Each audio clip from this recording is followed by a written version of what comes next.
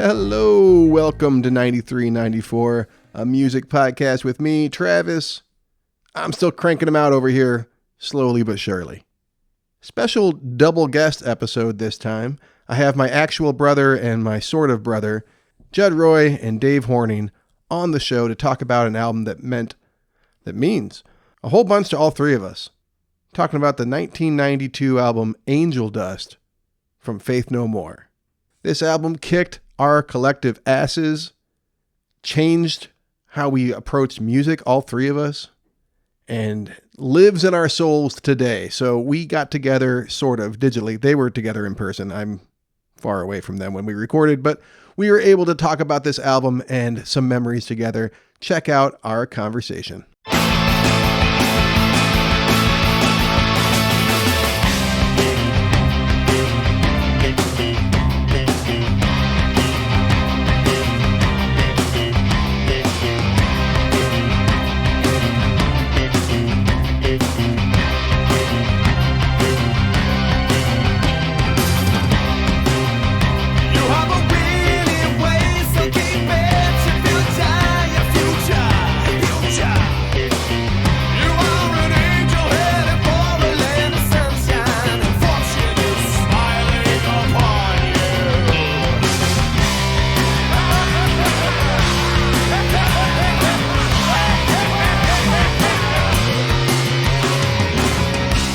Hey!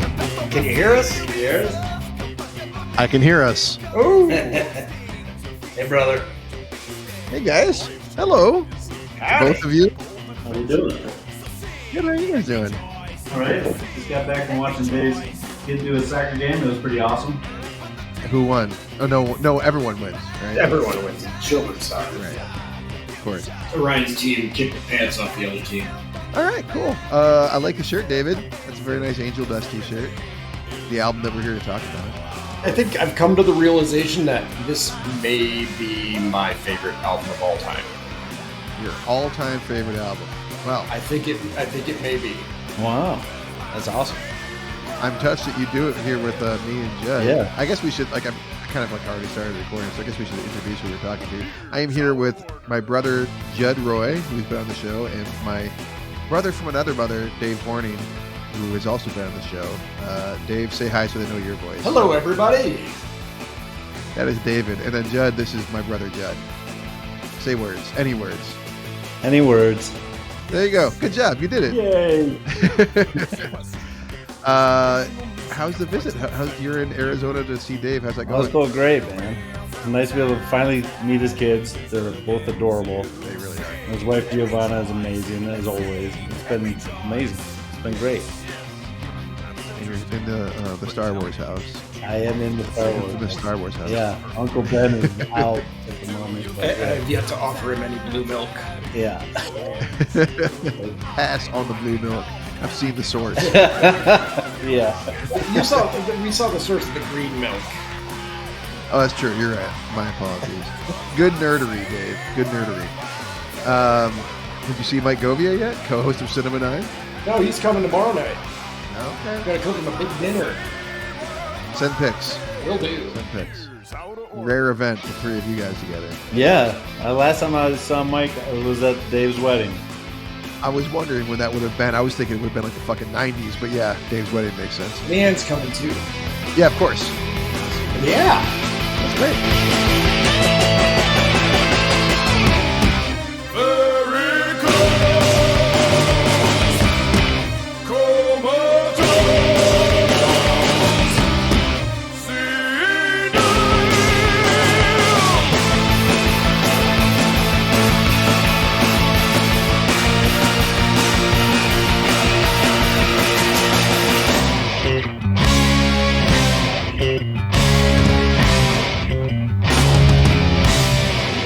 Well, let's get into it, man. So we're here to talk about Dave's favorite album, my favorite Faith No More album. For certain top three, but like potentially this could be the champ.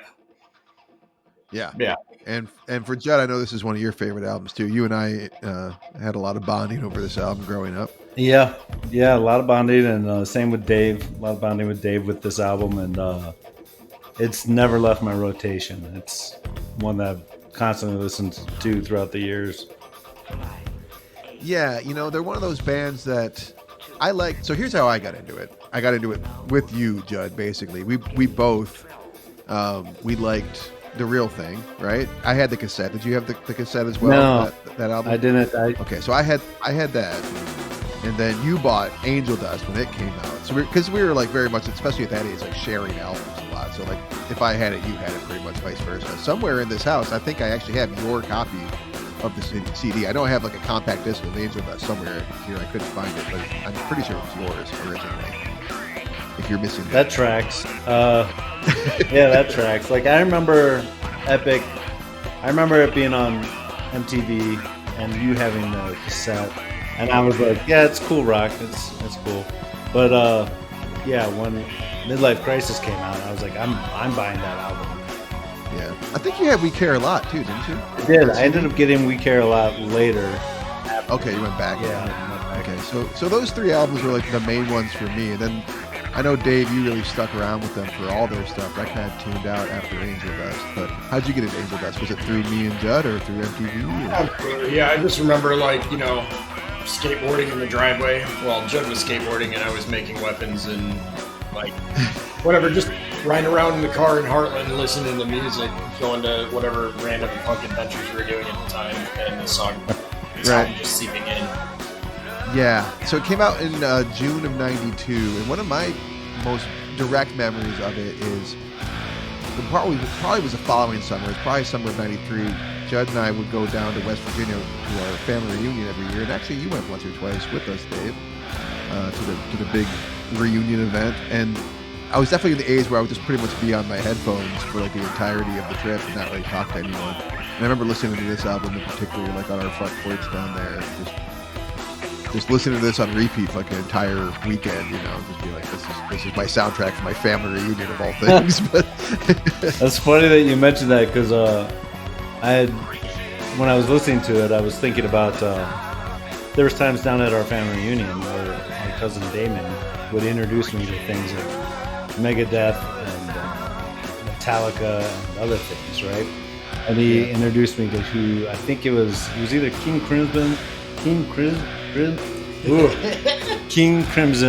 or King Diamond. I think it was King Diamond. And it was I don't know King Diamond. And it was like just like the guy's voice was just like all over the place. And I remember hearing some when I was listening to Faith No More, I was like, God, this guy makes me think of like King Diamond guy of Damon's. He can just go everywhere. It was insane. Yeah. It would make sense that Damon would have an influence somewhat on this too. I remember like that was like the first band practice, like real band practice I ever went to was his. Yeah. Like watching his metal band. So all right, let's get into this album itself. As always, I ask you guys to pick your favorite, least favorite, and underrated songs. Dave, this is your favorite album, or top 3 favorite albums anyways. Can you say with confidence your favorite song on this album? So rough, man. I narrowed it down to 3. Right? Nope, not going to do it. I'm going to shut you down. I'm going to cut this right out. I'm going to edit it out unless you give me one. I got to tell a story. I narrowed it down to 3. All right. Not doing like we did last time where we wedged in like 3 different choices for each category. Intensely listening to this album, getting prepped for this over the past week, I gave this multiple listens through, and there was one that I was like confident I'm going to go in and say that like it was my favorite, and just the one that ended up just like, there was another one that I knew I held in very high esteem, and I was like, all right, well, 2 more really, but the one that just ended up like sticking in my head, and like while I'm flying planes on approach, it was just like ripping through my head, like it was just stuck there, man. I mean, after 30 years to have a song just get like just stuck in your head that you love, that did it for me. And I knew I loved it when I was a kid too, just Mike's bellowing, and of course it's the song that Jim Martin wrote. It's Smaller and Smaller.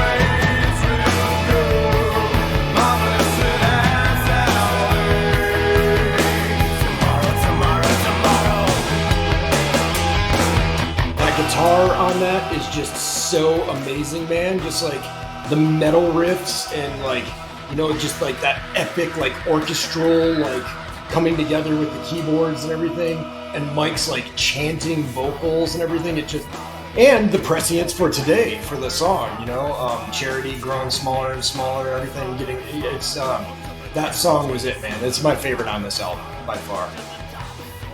That's great.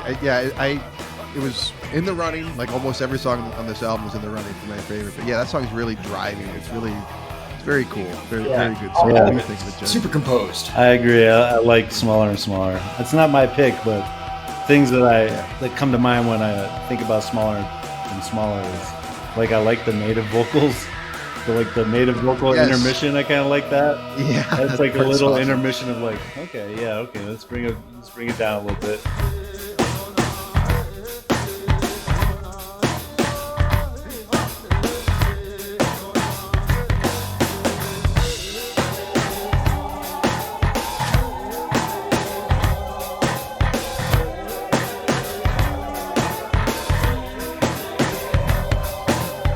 Thing with his lyrics, like I'm never sure, like I was telling Dave earlier, like I know his songs have a theme and he's trying to tell something, but a lot of his songs to me with his lyrics feel like a broken like fast food speaker, you know, like I'm catching parts of it, like I gotta fill in the blank.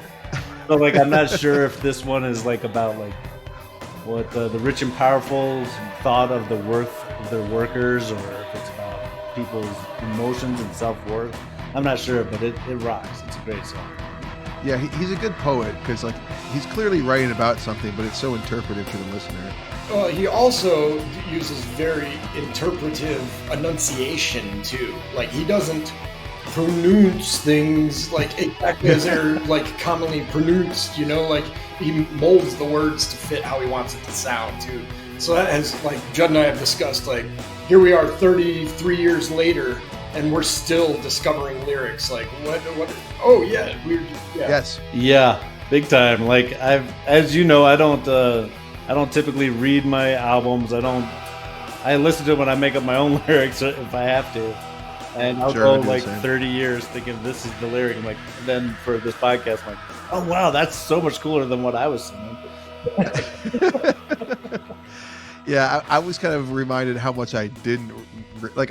I know the words, but I don't know the actual words still. You know, I just kind of like make up my own shit, like you were just saying. Yeah, like it works. I know what's happening. I thought you said like, "More press the button, you're bending my pinky back." You know, I'm like, that's not what he says at all. We just looked it up, and I don't remember it now. But it's my breaking back, right? Or is it my pinky back? It's my pinky back. He says you're bending my pinky back, but the part in front of that, what was that? It's Was it the lettuce one? No. I had that. That one I can understand. It's morbid self-attention bending my pinky back. Oh, okay. See, like exactly. I never. Yeah. All right. But it's fun to learn new things about this album that I've been listening to for pretty much my entire waking life. Like I don't really remember my life that well before it. You know. What about you, Jim? What's your favorite song on this album? I'm gonna stick with nostalgia and stick with Midlife Crisis.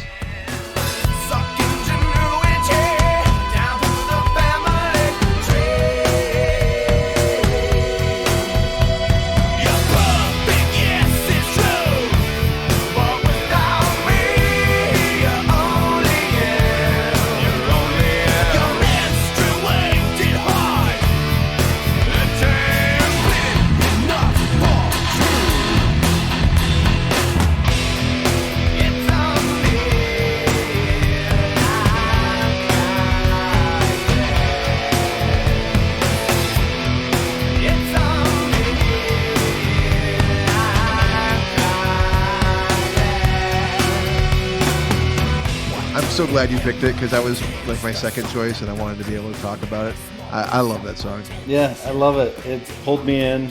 Like I said, Epic was great. Was that the name of the song, their hit? Yeah. With the popping fish and all that? Yeah.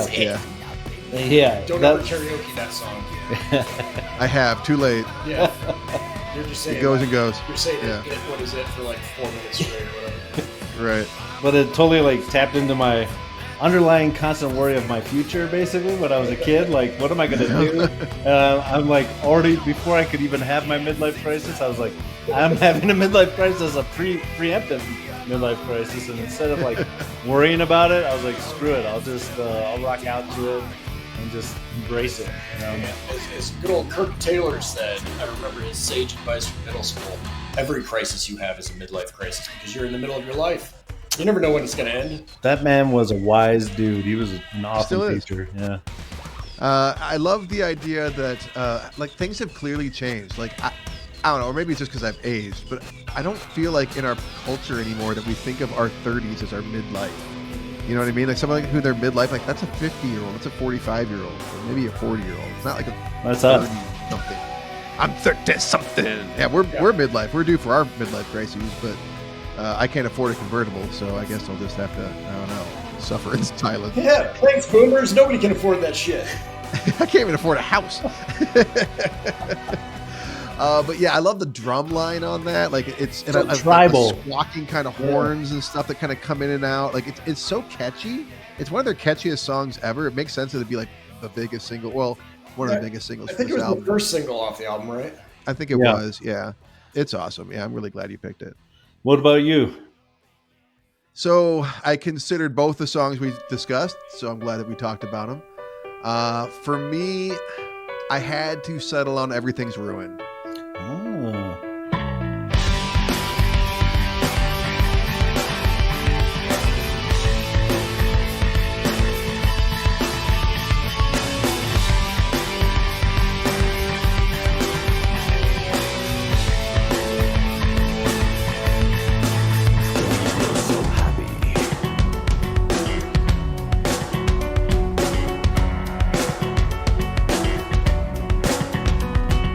Things worked out better than we had planned. Capital from my woman and man. We were like king and paper, numbers on account, creator. You were with my head so well. What can you know from the time to be what was all the time? We had to multiply ourselves. Yeah, I love the piano line in that. Like, I love the kind of like the ethereal nature to it, the way it kind of lifts the whole thing up. There's all the keyboards, which is not usually what I'm into with Faith No More. I'm usually more into the voices and the guitars and that kind of stuff. But the piano really drives this song for me. It just, or the keyboard, it really works really well. And I just love the themes of it.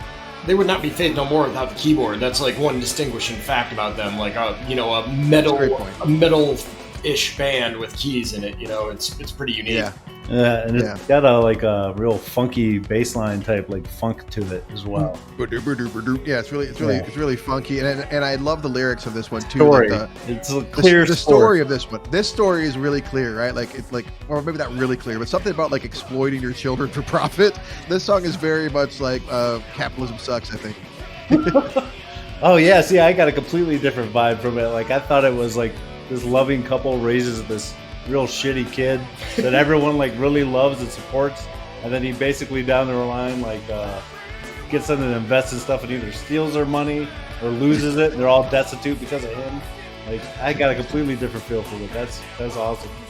Again, that's the beauty of his Yeah. lyrics. And the vocals, man, they're just so. It's like Pavarotti. It puts Pavarotti to shame here. You know, like it's yeah. Especially that outro, it's so lifting. The way it just keeps on going up, up, and up. It's such an awesome song. Again, I had a really hard time picking picking my favorite, but I'm glad I settled on it. First time discuss. Yeah, I don't think Mike Patton really did anything in the era. I probably would have done it. This is like your first time talking anything Mike Patton on this show, huh? Yeah, it is. Yeah, I think he is by far the greatest living vocalist today. I think his range exceeds anybody else singing. There are YouTube videos out there showing him doing some absolutely crazy stuff. He does stuff my little kids can't even do right now, and they still got those like really high-pitched kitty screamy voice. Patton can do that, and then he can get into that like deep bass too. He's got such an immense range, and he uses it so artistically, and Born different. it is exemplified nowhere better than this album. he does just everything. I think. So- we'll go ahead. Yeah, Sorry. no. I was gonna say. I think you've tried to get me onto Mr. Bungle multiple times, and he did a lot of artistic and creative stuff with his voice, like with gas masks and stuff. Or maybe that was Tomahawk. It was Tomahawk. But, I think he uses a megaphone here for Crack Hitler. I think I think he was singing that through a megaphone. That makes Yeah, it sense. sounds like it's some sort of effect. He's really built that voice. Like it's a fine-tuned instrument. It is amazing. Yeah, operatic is the right word. And this album is a departure from what they were doing before. It's a really operatic album. I know that's partly why Jim Martin left. He wasn't necessarily happy with the direction the band was taking, but I don't think he was that unhappy with it, according to some of the things he said. But like, it's just kind of, there's a difference between the real thing in this album, a pronounced seriousness and operatic nature. Yeah, the rap rock kind of went down a little bit. It's still there. I mean, the rap rock's like totally erased by the next album. Oh yeah, the funk kind of aspect to it is decreased. Yeah, like they left it to Red Hot Chili Peppers to pick up where they left off after that or whatever. But like, Yeah. So one of the huge, I was just talking with Judd about this, but one of the huge departures and like why this album is so different. This is the first one where Patton was actually involved in the creative process. So like the previous album, that was all written for Chuck. That was like handed to Mike, all Right. ready to go sing this. Yeah, So he just showed up and Chuck Mosley was supposed to be singing.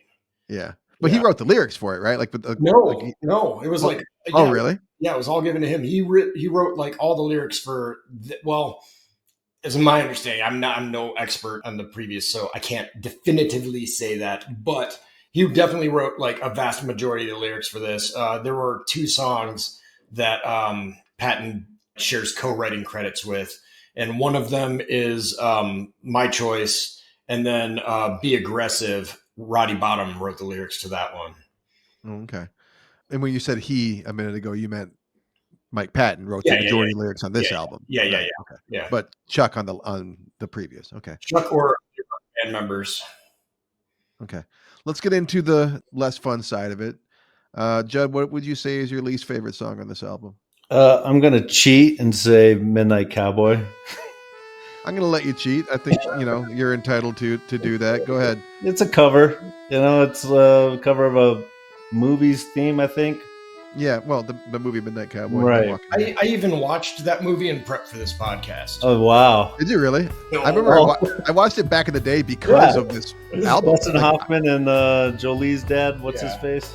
John Boy. Yeah, I remember I heard of it because of this album. That's why I think I ended up buying it. I think we had a box copy in the house. Yeah, I enjoyed it, but I only watched it maybe once or twice. But I'm going to cheat and go with that one.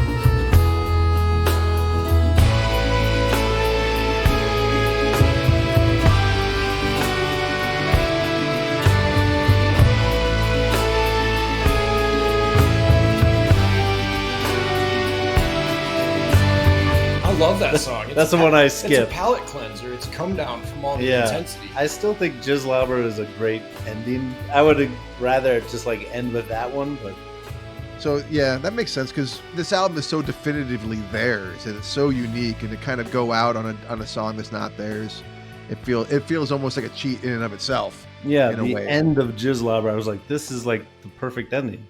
But So what about you, Dave? What's your least favorite? Be Aggressive.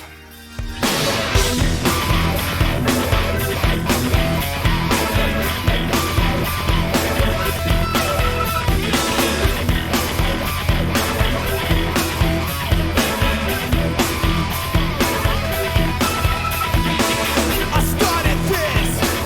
It's all for me. What yours is mine and mine is mine. That's plain to see. So give it up. I've got to have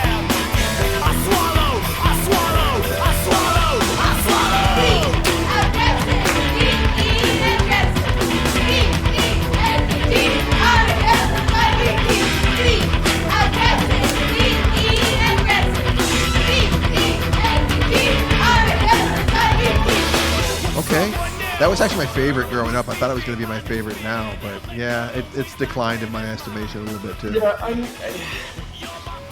again, that was like, I was a toss-up, but like, again, I don't dislike it. I don't skip it. This is the quintessential no skipper album for me. Right, yeah, same. Always, like, if it comes up on random, I don't ever skip a track that comes up off this album. For sure. But this one, yeah, just knowing that Roddy Bottom wrote it, and it's like about the San Francisco gay leather scene. Like, this is not my scene, you know. It's like, yeah, I love that it was my favorite growing up because I had no idea what any of it really meant. I knew what the word like ejaculation meant, so I knew there was like some sexual stuff to it. But like listening to it now, I'm like, this song is 100% about sucking dick and swallowing, and that's and like be an aggressive fuck. yeah, like, okay, well, it kind of went by me when I was 12. Yeah. like gay BDSM stuff. That's not my bag. It's a fun song though. I like It the is fun. period and stuff. I was And I find it hilarious that it was used in stadiums and everything. yeah, like I have to say, like, I didn't stick with team sports, but I can thank Faith No More's cheerleaders for me never forgetting how to spell aggressive. I will never forget it, and I agree with Dave. This is one of those, in all my other podcasts with you, that are my least favorite is usually one that I skip, and I don't skip any of the songs on this one. Yeah, it's a no skip album for me too. Picking my least favorite was difficult because I love my least favorite song on the album. I love every song on here, and as I'm like listening to the album, when I finally settled on it as my least favorite, I'm like, well, I still really love Malpractice.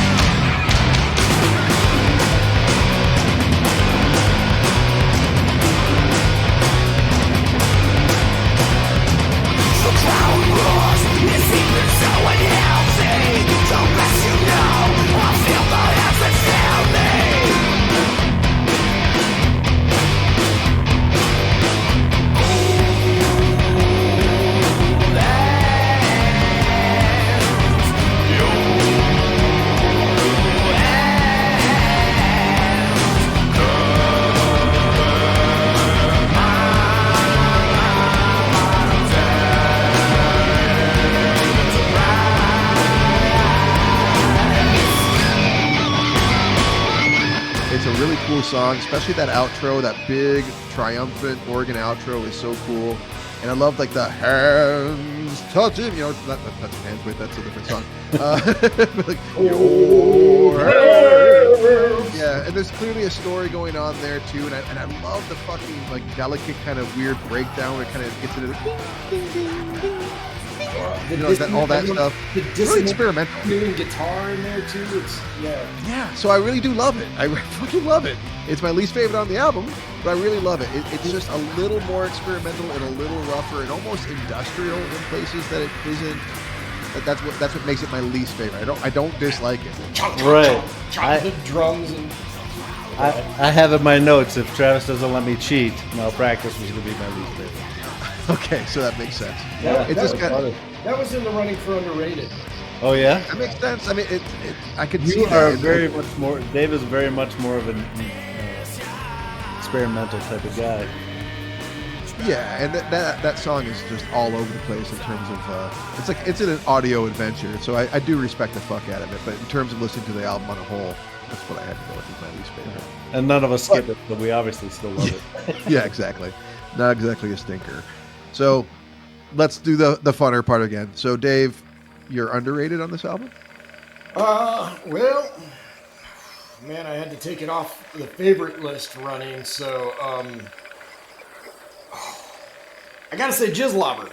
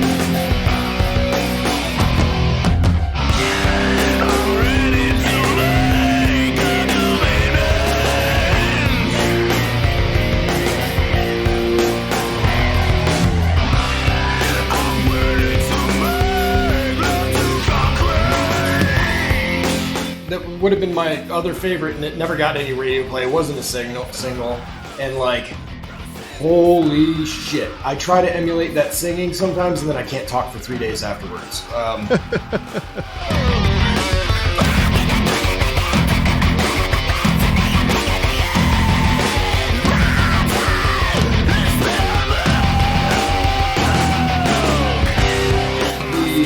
Vocal gymnastics that he does in that, and just like the sinister, heavy, like just straight up metal, and like I just, it's so dark and brooding, and like that voice, that scream, that like just animal feel that comes out of him. It's just, man, it gives me chills just thinking about them in the studio doing that, and Pat just going balls to the wall. You know, it's amazing. It's a devious, nefarious vibe, man. It's pretty rad. I have to echo that sentiment. It's my underrated for this album too, especially because I actually really thought coming into this album, because again, I listened to it a ton growing up, and I've stayed with it, and not as much as you guys. I don't return to it quite as often. So I really thought that, like when I was a kid, it was going to be my least favorite song of this album. That's what I felt when I was younger. Now I'm like, oh my god, this might be the best song on the album. It's so fucking cool. And you're right, man. When he's whatever the fuck he's saying there, it's like freaking out. Like I'm like brushing my teeth, and all of a sudden I'm just like headbanging in my bathroom at 6 a.m. You know, like, my dog's like, "What are you doing?" I'm just like, that song is so especially that part. Like it's so sick, dude. It's such a great song. It's so powerful. Yeah, metal as fuck. And you're right, Judd. I 100% agree. Like the album should 100% stop right there. You don't come back from that. Like that's you've just driven the whole fucking thing off a cliff and set it on fire in that order.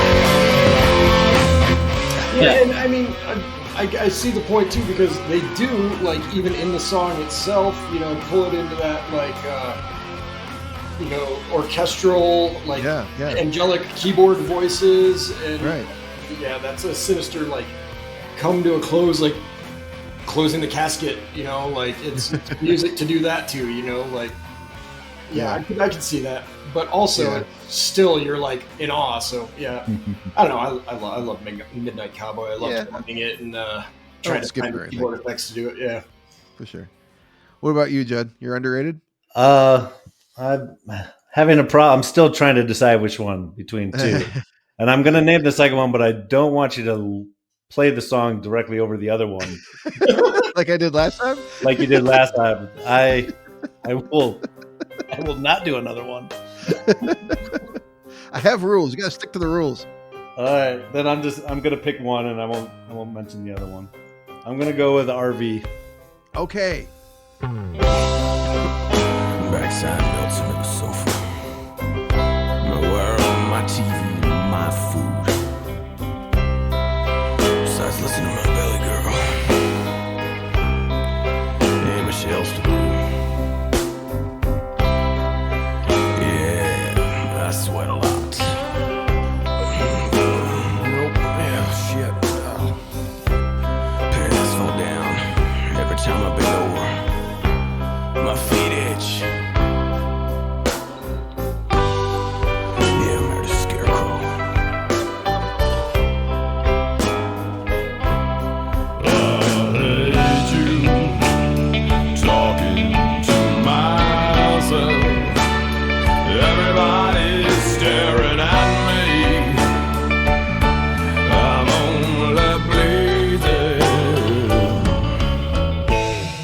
I'm gonna pick that one because it's the most fun for me. Being an old crockety man. Suicide is fun. Suicide is fun. I love the lyrics. I love the I hate myself. I'm getting old. I'm not young anymore. And I just love the story about it. About the dude being this horrible father that his kids don't contact him. He's just hating life. And I'm I could really. Well, I mean, I really can't because I have a great life and I have a great wife. But I don't like aging. That sucks. But it's the most fun for me. I enjoy singing that one, and I smile and laugh. And suicide. I'm laughing and stuff, I guess. But growing up, I could not understand that that's Mike Patton still. I just couldn't put two and two together. Surely that's some other dude. I thought it was Jim Martin because he looks kind of scraggly. I definitely thought bands that I thought had multiple vocalists were Ween and Faith No More. Those guys, they just are so vocally diverse that they can. Yeah, right. I thought there were multiple vocalists for sure. I think that the statute of limitations is up on this one. So, Mom or Nana, if you hear this, I apologize. But I do recall being at our Nana's house around this time when this came out, and not understanding that this song is about suicide. I just thought it'd be fun to throw a belt over the shower curtain rod and try and literally swing from it, Tarzan. So I attempted that. Clearly broke the shower curtain rod. Nana comes in, what the fuck? You clearly were monkeying around and horsing around here. And I'm no, I just threw a towel over it, and I guess I tugged too hard and it broke. And my mom's well, yeah, that's what you said happened. That must be what happened. My Nana's looking at me. That is it. And that's my favorite line from that song. At the end, after I'm a swinging guy, throw a belt over the shower curtain rod, and swing, and then he's toss me into Hefty and throw me in the ground. That's so funny. I didn't know that was from that happened. You remember that? That's great. At least I didn't take the direct inspiration that I didn't understand. I just thought that sounds fun. I'll just swing. No, I prefer you around. So what was your second choice? Well, just for fun. Okay, the second choice was Kindergarten. Yeah, I actually almost consider that for my least favorite. If I oh really? Just because it's almost there's something almost kind of pat about it, kind of neat compared to some of the messiness and weirdness of the rest of the album. I could see that, but I also thought that A Small Victory was more like a clean radio version song, smooth. Yeah. But Kindergarten lands in that same category. I could see that. But I thought the vocals on Kindergarten were just chef's kiss. Just he goes up and down and it's just smooth. That was on my list for underrated as well.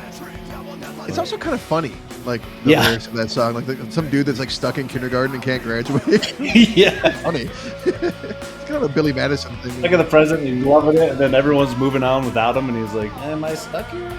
Yeah, I think that's probably the most rap rocky one of the album, huh? I guess so. I never even thought of it that way, though, to be honest, rapper. I thought it was more funk metal. But yeah, whatever the case. It's the same thing. On the side of the projector, that's yeah, I guess so. Yeah, almost an Anthony Kiedis kind of delivery to go back to the Chili Peppers again. Oh, they got along superbly, if I remember correctly. Is that not true at all? Not true at all. Did you guys ever hear the rumor back in the day that Patton shoved a microphone up his butthole on stage? I did hear that rumor, probably from you. Yeah, well, I think I heard it from Corey Gogarty. Was it true? I don't know. I never looked into it. But hey, cool lore. I guess not. Cool lore. Not true. Some of my favorite past facts was Courtney Love was a singer for a few seconds, and for Faith No More back in the day. Yep. I didn't know that. And then they went with Chuck, I think. And then Jim Martin was the guy that suggested or requested that everyone take a look at Mike Patton because he loved Mr. Bungle. They do Angel Dust, and then Jim Martin doesn't like the album or the direction that the music was going or something. It was something about the process. All the samples that they used in this. Yeah.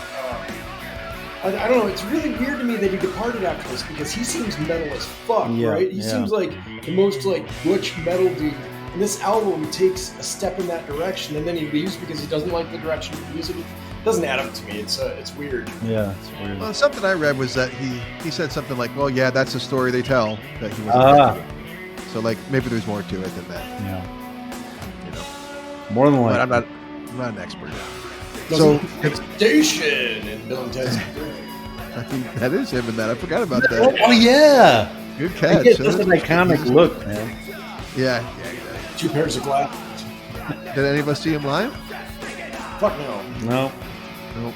I had a chance.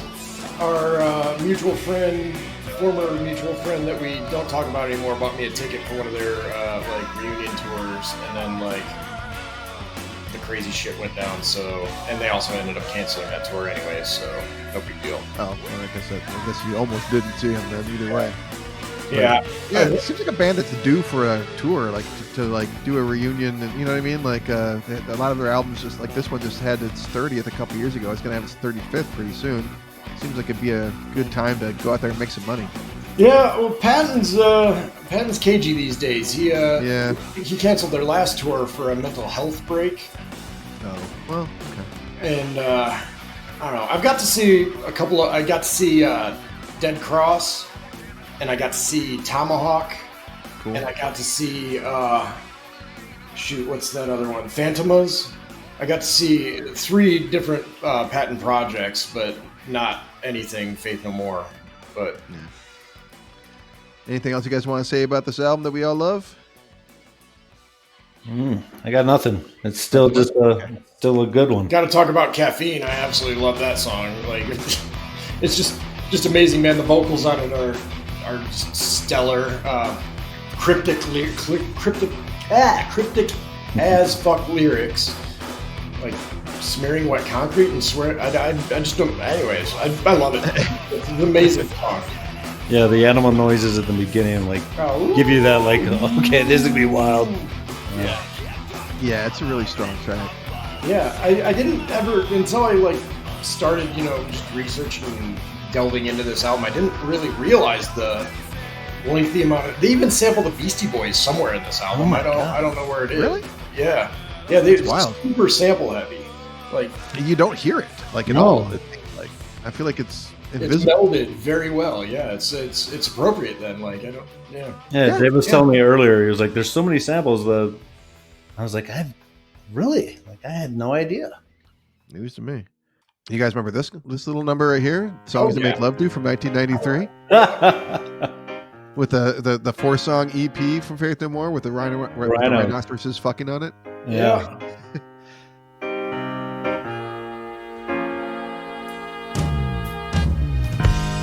No, it sounds funny, but I just can't stand the pain. Girl, I'm leaving you tomorrow. Seems to me, girl, you know I've done all I can. You see a big store and a borrow. Yeah. Ooh, it's why I'm easy.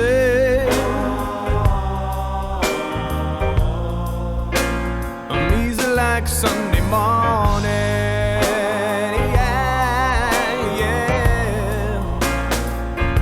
So Easy was a big hit from this one, obviously. And speaking of covers, that was pretty cool. I got this at the same time, but now it's kind of like if you listen to Faith No More's Angel Dust on Spotify, or you're pretty much getting this with it. Yep. But yeah, this is. It's got I wanted to Let's touch on this. Lynch the Landlord, Dash Yep. Fest, Easy, and what else on it? And Midnight Cowboy again, like the album version of Midnight Cowboy again. Let's Lynch the Landlord is really fun on this too, because this is like years before Richard Cheese or anybody else, like, or even like Pat Boone or anybody was like kind of like fucking around doing like lounge version covers of stuff. And they did a lounge cover of Dead Kennedy's Let's Lynch the Landlord, which is really cool. Oh, wow. Yeah, that's cool. I haven't heard that one in a while. Yeah, I hadn't realized that was a Dead Kennedy song. I was never a big DK fan, so. Yeah, it's Dead Kennedys. And then Das Schützenfest, I mean, he sings a whole fucking song in German, and it's goofy as fuck, and it's all like a polka, like, like it's silly. And then like the song goes on, you're like, wow, this is fucking goofy as hell. What a weird track. But as it goes on, it just gets better and better until it builds to something at the end. You're like, what the hell? What is this emotion I'm feeling to this goofy fucking song? Yeah, it's so triumphant. The Casio keyboard dog barking. It's literally a fucking dog barking. It's so dumb, and yet, like, again, the way the keyboard builds, it's like, god damn, this is powerful. That amazing baritone belting of Patton, like he never phones it in, Yeah, no, never once. He means it. He does it with gusto. Auf mein Nudelschwanz. Sie dachte, ich war ein Dandy und ihre Body waren wie Eisbein, Mädchen. Tage boxen, hervorweisen, nicht die Rochen. Wie scheiße, aber ich werde das Schützenfest niemals vergessen.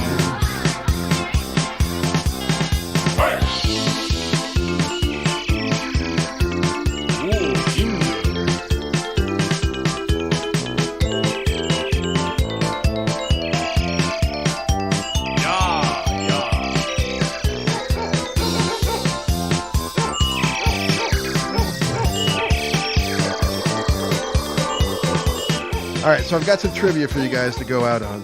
Uh-oh. Robotech? No. Heartland Woods Estates. Oh, okay. We all grew up in the Heartland Woods front sub.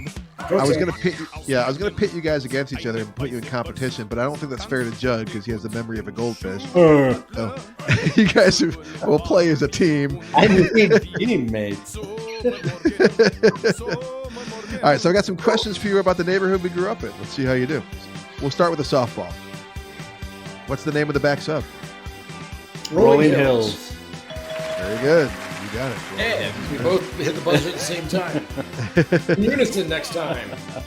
In the very front of the sub, there still is a little strip mall there. What was the name of the pool hall? Norms. Norms is correct. It also went by Rogers Rack before that. Oh, man. Well, Norms I remember Cubs. Norms when everybody is trying to work off their stones before going home. Yep. Pretty much. All right. We grew up on Heartland Woods Drive. The road that was right between our houses that connected our road to Placid Way. Can you name that road? This is probably the hardest question I'm giving you. I was just going to say Placid Way. That's all I... Yeah. I had to look it up. I could not remember. Nope. Got nothing. Harold Lane. Oh, Harold God. Lane, all right. Yes. Is that where Smiley lived? So that you just answered the next question. What was the name of the mentally insane person who was had the invisible flying car? He believed that was our bus stop on Harold Lane. That was Smiley. Good job. Remember that one time? Were you there when he called us all? Hey boys, come check this out! And he called us all over, and he popped the hood of his car, and he's like, "Yep, I'm gonna make this white." And he had painted the entire engine with white, latex paint. He had painted the entire engine white. And the whole inside of the car was filled with those clear 90s phones. Yeah, those, hammered to the dashboard and a keyboard glued to one of those old Bentley TV, kitchen top TVs in there. He glued a keyboard to it and stuff. He'd always want to talk about David's looking at me like he doesn't remember a damn thing. And that's correct. I don't remember any of this. You just almost kicked Smiley's ass one time when he was following Pam home. I remember that. Yeah. Did I? That was the only he was always harmless. That was the only time he ever actually spooked me, when he followed your sister home. Yeah. And then, you threatened him. I'm not surprised. Yeah, it was kind of weird to make that his house the bus stop, but I'm not very confrontational. I'm not very confrontational, but things like that, they set me off even when I was young. Yeah. So me and Judd, our house was on a little pond behind us.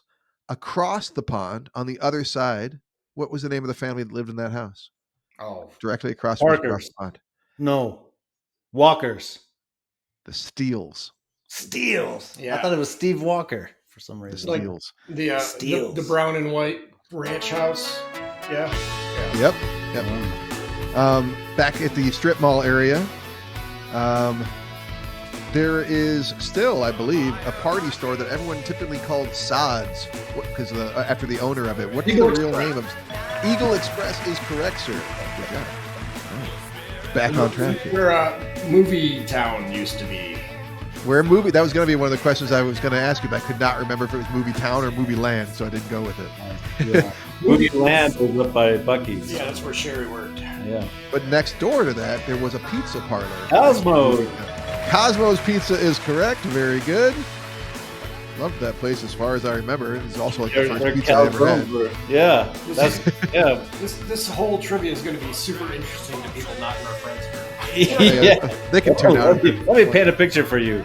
8-year-olds with no parental discretion would go up to this street right next to the highway where you could be taken off your bike and stolen really quickly. And we would go get calzones. And sometimes we would come home before the lights, before the sun went down. It was the 80s and 90s, man. Yep. Range kids we were. We were latchkey kids. Yeah. Now, if we were walking up that way, we often passed by the Schick's house, who had a black lab who was a famous. Rolled in Jeff shit. is correct. Who would roll in shit. Jeff is the name of the dog that would famously roll in shit in his front yard. Hey, your memory's not that bad. Come No, on. he was a Right? great dog. He was a great, friendly He dog. was really friendly. Full of Yeah, I liked him. They were great people. You just pet his face, not the rest of his body. And they were nice people. All right, last question. Back to dog questions. What was Willie's dog's name? Who would be Swamp Dog, and we'd have to run up the tree. Do you remember Swamp Dog? No. Willie. Gregory? Yeah. Oh, Will. Will Gregory. Will and Chrissy. I don't remember. I don't know. Just Swamp Dog. That damn dog would run in the swamp, and then we'd all yell Swamp Dog, and he'd get excited about it. We all have to tree ourselves and not get swamp run. All right, last question. The name of the prominent local dentist who lived in our neighborhood. I know this. One of his sons is friend's still. son. Yep. One of his sons is still practicing dentistry there. Yep, that's correct. Jonathan was your friend. Correct. And Shout out to McDaniels, DDS. yes. Dr. McDaniels. Yes. You guys did good. You got 1, 2, 3, 4, 5, 6 out of 9. That's awesome. You guys Man. you know the neighborhood you grew up in. Congratulations. Yay. I know some of it. I remember some of it. You answered like half of them. You did good. Hey, do you know how your dad got that big tire? Oh, yeah. So growing up, we had a real like a monster truck dryer. I just Yeah, figured the monster truck. It was It's like an heavy earth equipment. mover. Yeah, it was huge. A huge tire in our backyard that we made into a sand lot, or excuse me, a sand. What do you call it? A sand Box. pit, sandbox. I have no idea where he got it. Yeah, I need to ask him again. I know he got a deal for it. No, I'm sure he would have gotten a deal for it, else it wouldn't have ended up in our house. I was just trying to, when Judd was in the car, I was trying to describe to Orion about how your house looked exactly like my house and how he's seen it going to Grandma and Grandpa's. And like, yeah, when we walked down to the pond, the big tire, he's like, what big tire? It's totally overgrown. Yeah, you can't see it anymore. And I don't blame the people that moved in there. Like, what are you gonna do? Get rid of that thing? That's Yeah. that's gonna be there years after we're all gone. Also, we killed the fuck out of our tree fort tree. Us just hammering all those nails. That tree is dead. Yeah. All right. Well, thanks for walking down memory lane with me, guys, and talking Angel Dust with me. I'm glad that you're getting to hang out in person with each other and enjoy each other's company. It's great. Love you guys. Miss you. Love you. Wish you were here. Thanks for having us on. Yeah. Yeah, thanks for coming. You still won't hear. You still won't hear. You still won't hear. You still won't hear. You still won't hear. You still won't hear. You still won't hear. You still won't hear. You still won't hear. You still won't hear. You still won't hear. I have to thank my brother Judd and Dave both for coming back on the show. It means a lot to me to talk about this album with them. It's hard to convey. I mean, obviously I've made a whole podcast episode about it and I've like told you, but like it really feels like kind of coming full circle in a way with my childhood to do this episode with them in my adulthood, this thing that we've carried with us. It's really great. So thank you to them. But you don't have to be someone I grew up with to come on the show. I'm always looking for new people to come on the show. You could be a total stranger to me. My criteria is like non-existent. All you have to do is pick an album from 1993 or 1994 that I haven't already done on the show. And that isn't Cypress Hill. Any album from 93 or 94 that I haven't done on the show already is fair game. If you're looking for a suggestion, this is where I often make a suggestion.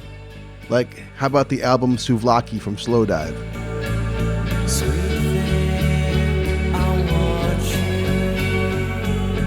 burn so fast it scares me.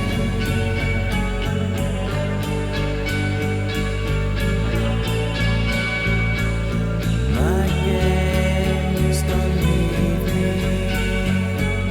Come so far, don't lose me. It matters where you are.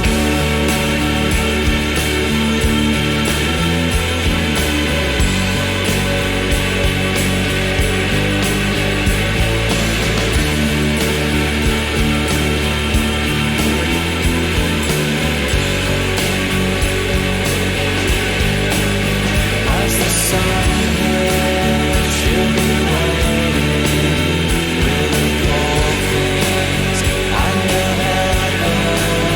This album came out in 1994. This is the song When the Sun Hits from it. I've listened to it some. I dig it. But it's one of those albums that there are people that are like obsessed with it, that really love it. And it'd be great to have someone that has strong feelings about it to come on the show and talk about it with me. If you're interested, you can email me at 9394podcast@gmail.com. You can find me on Facebook. That's like the only two ways to really get a hold of me. Unless you know me personally, you can text me. That is it, I think. Do I have any special moment that I want to share with you guys like I often do about my personal life at the end of this episode? No, this has been a really long episode. I'll let you guys off the hook. You don't need to listen to me anymore. It's been a goddamn hour. All right, thank you very much. Goodbye.